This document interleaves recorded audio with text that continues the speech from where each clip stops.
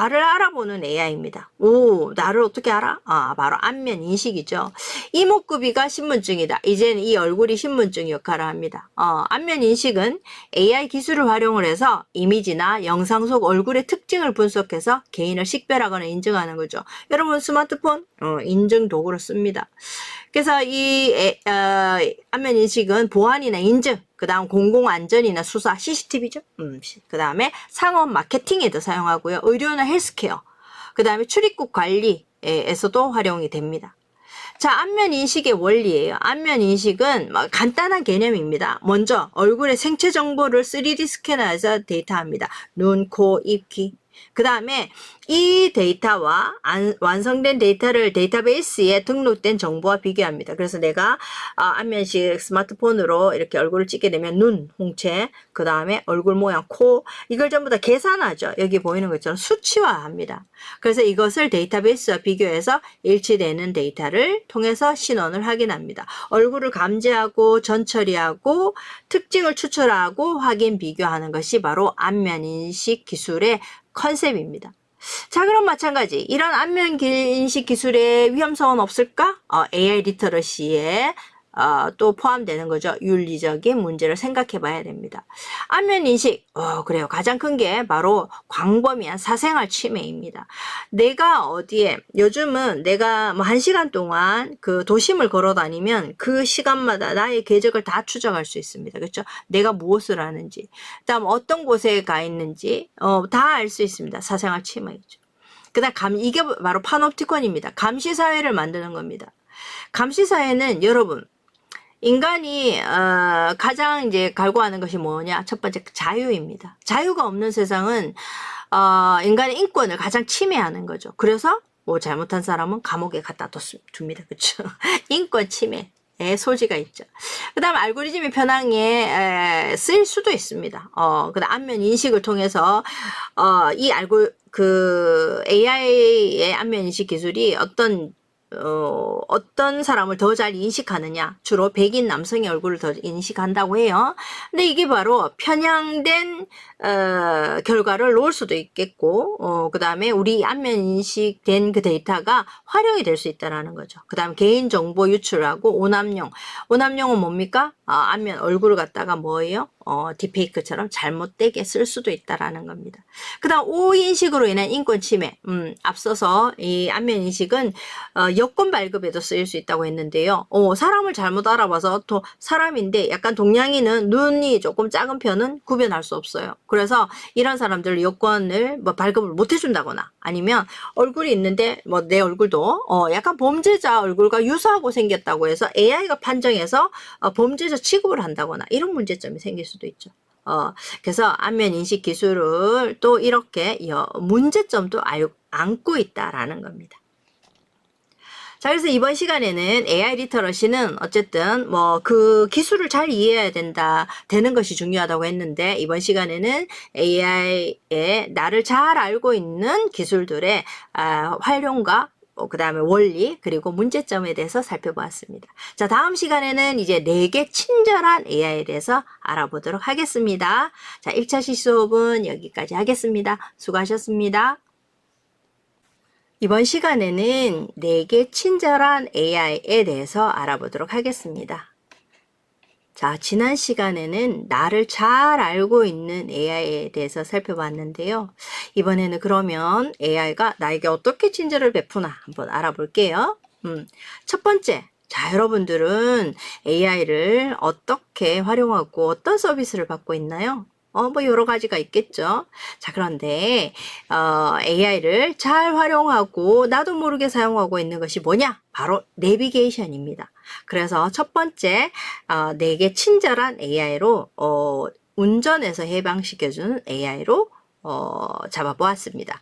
자, 여러분 내비게이션 운전을 하시나요? 운전을 하지 않더라도 요즘은 뭐 어딜 가더라도 그 내비게이션을 많이 사용을 하죠. 여러분 어디 이제 위치를 찾아가야 한다면 가장 먼저 하는 게 뭔가요?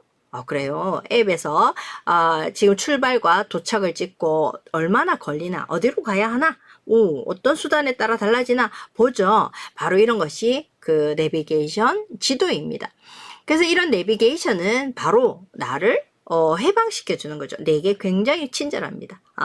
그래서 이 내비게이션은 이제는 종이에서 AI까지 진화해 왔습니다. 예전에는 놀러 간다면 가장 먼저 해야 되는 것이 지도책. 여러분 요즘 볼 수도 없죠?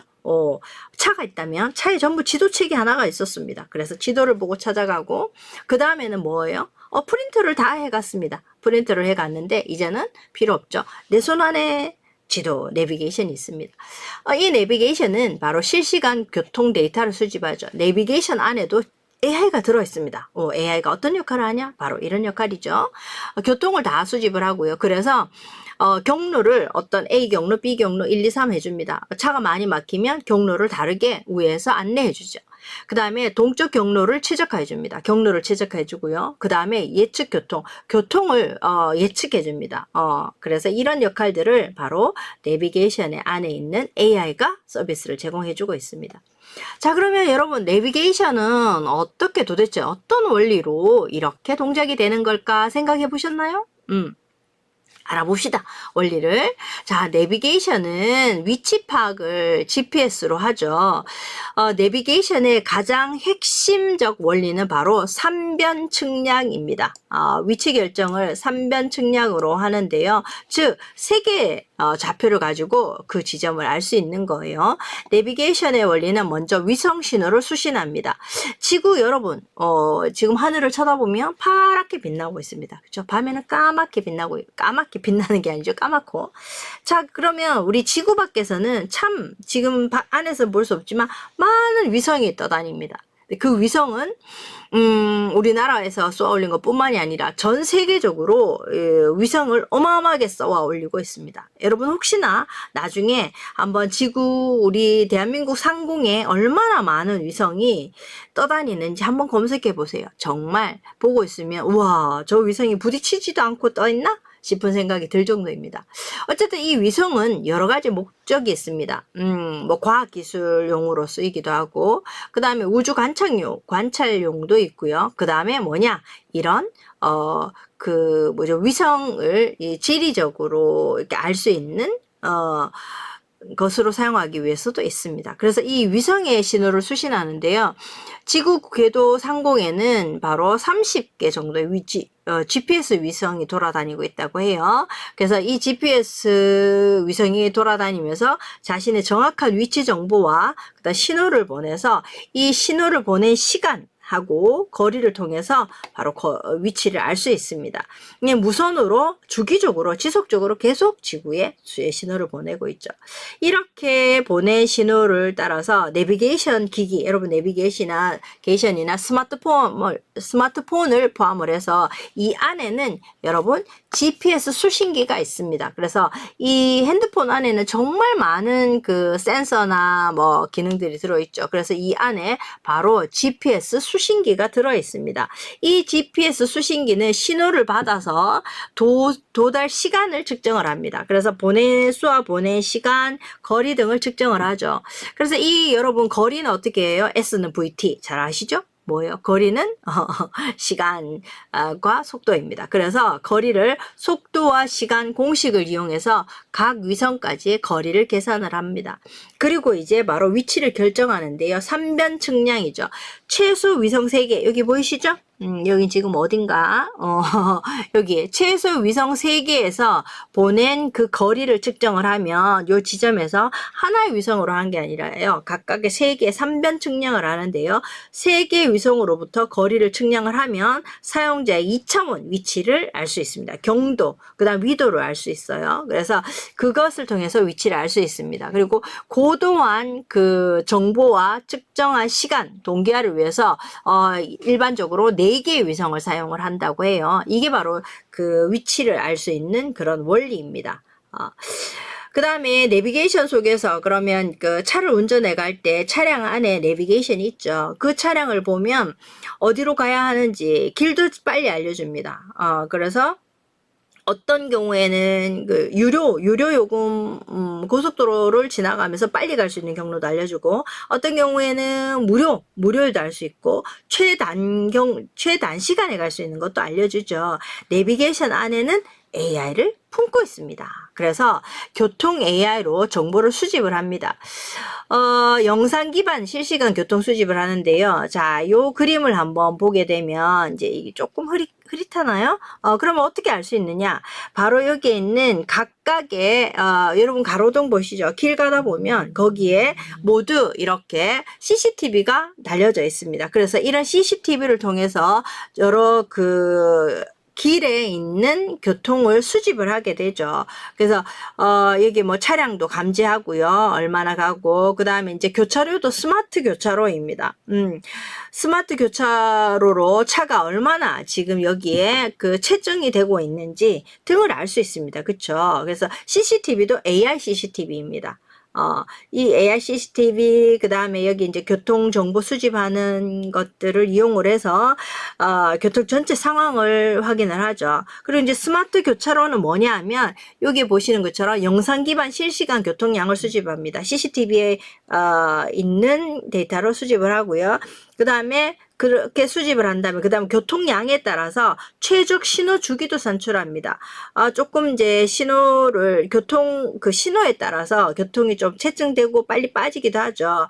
하는데 바로 이 최적 신호 주기도 결정하고요. 그 다음에 실시간 신호 정보도 제공합니다. 지금 여기에 어디 얼마나 막혔다 이런 것도 하는 거죠.